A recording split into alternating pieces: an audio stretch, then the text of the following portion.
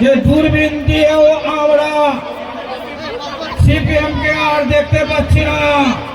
তাদেরকে আহ্বান জানাচ্ছি, টিএমসি বন্ধুরা এসে দেখে যান বাংলাতে সিপিএম আছে কিনা,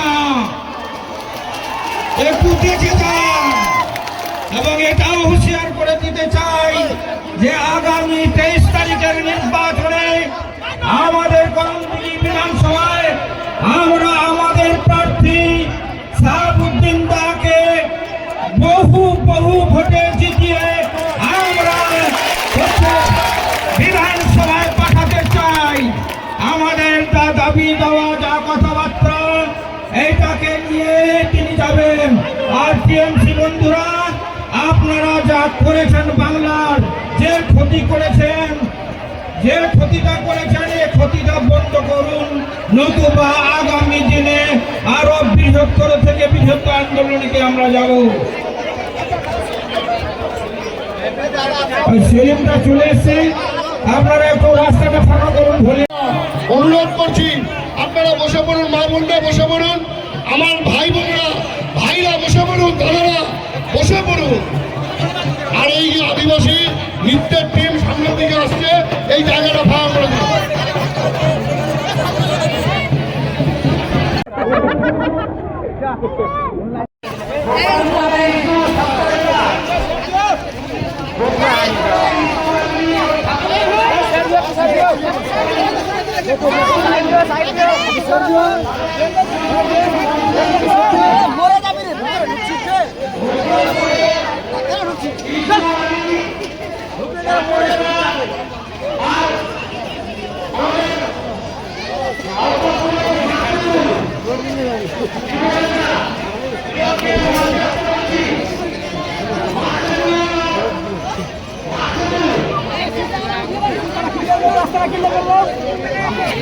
আমরা রাস্তাটা কি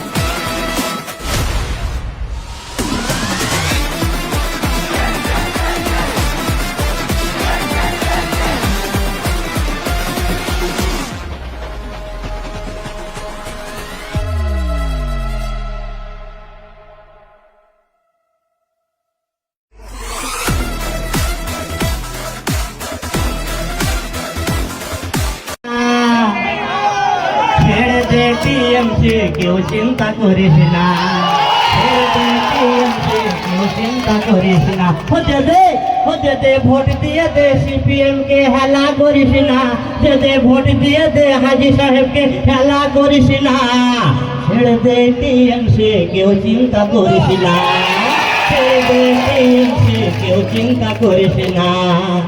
করণদিঘি বিধানসভায় হারবে এবার গতম পাল, জনগণের ভোট পাবে হাজি সাহাবুদ্দিন।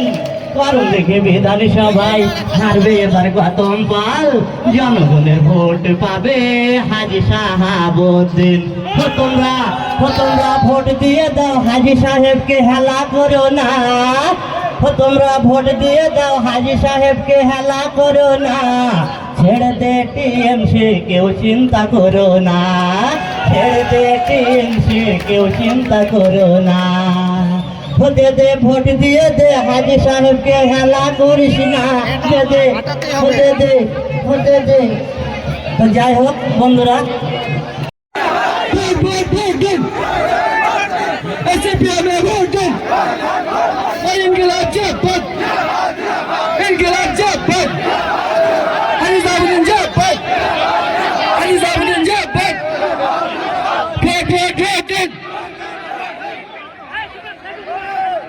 মমতাকে বলে দিন, মমতাকে বলে দিন, মমতাকে বলে দিন, মমতাকে বলে দিন,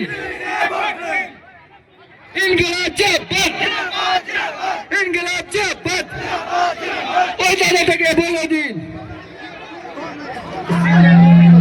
ওই দাদাটাকে বলে দিন, ওই দিদিটাকে বলে দিন, ওই দাদাটাকে বলে দিন, ওই দিদিকে বলে দিন, ওই পাড়ায় বলে দিন, ওই জায়গায় বলে দিন রাজা ভাই ভোট